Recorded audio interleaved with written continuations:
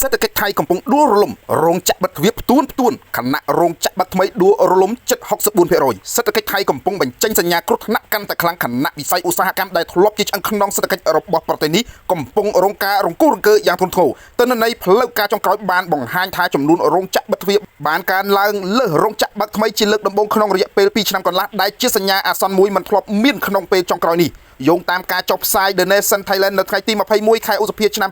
2026 ការិយាល័យក្រុមប្រឹក្សាអភិវឌ្ឍសេដ្ឋកិច្ចនិងសង្គមជាតិថៃ NESDC បានបង្ហាញថាក្នុងត្រីមាសទី1ឆ្នាំ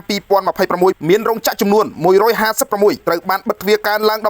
11.4% ខណៈរោងចក្របើកថ្មីមានត្រឹមតែ139ប៉ុណ្ណោះធ្លាក់ចុះទៅដល់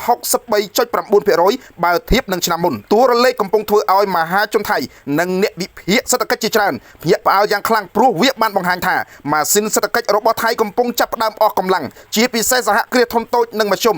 SMES កំពុងដួលរលំជាបន្តបន្ទាប់ដោយមិនអាចទប់ទល់នឹងបំណុលការធ្លាក់ចុះការបញ្ជាទិញនិងសម្ពាធទីផ្សារអន្តរជាតិបានអ្នកសង្កេតការណ៍មួយចំនួនបានប្រមានថាប្រសិនបើស្ថានភាពនេះបន្តអូសបន្លាយថៃអាចប្រឈមមុខនឹងវិបត្តិអត់ការងារធ្វើទ្រង់ទ្រាយធំព្រោះរោងចក្រជាច្រើនកំពុងកាត់បន្ថយការផលិតនិងបញ្ឈប់បុគ្គលិកជាបន្តបន្ទាប់អ្វីដែលគួរឲ្យព្រួយបារម្ភជាងនេះគឺការវិនិយោគថ្មីកំពុងស្រុតចុះយ៉ាងគំហុកការធ្លាក់ចុះជិត 64% នៃរោងចក្របើកថ្មីត្រូវបានគេមើលឃើញថាជាសញ្ញាបង្ហាញពីការបាត់បង់ទំនុកចិត្តរបស់អ្នកវិនិយោគទៅលើអនាគតសេដ្ឋកិច្ចថៃគណៈពេលថៃធ្លាប់ឧទាហរណ៍ជាមហាអំណាចឧស្សាហកម្មនៅអាស៊ានបច្ចុប្បន្នសេដ្ឋកិច្ចពួកគេកំពុងរងសម្ពាធពីគ្រប់ទិសទាំងបំណុលគ្រួសារការនាំចេញធ្លាក់ចុះតម្លៃរស់នៅកើនឡើងនិងភាពមិនច្បាស់លាស់នៃសេដ្ឋកិច្ចពិភពលោកតើការរង្គោះរង្គើសេដ្ឋកិច្ចថៃមួយផ្នែកធំបណ្ដាលមកពីចលនាពិហិការរបស់ពលរដ្ឋខ្មែរដែរឬទេហើយក្នុងនាមជាជនស្នេហាជាតិខ្មែរតើយើងគួរបន្តរួមគ្នាធ្វើពិហិការទំនិញនិងផលិតផលប្រទេសនេះដើម្បីបង្ហាញពីឆន្ទៈមោទនភាពនិងសេចក្តីថ្លៃថ្នូរជាតិខ្មែរដែរឬទេ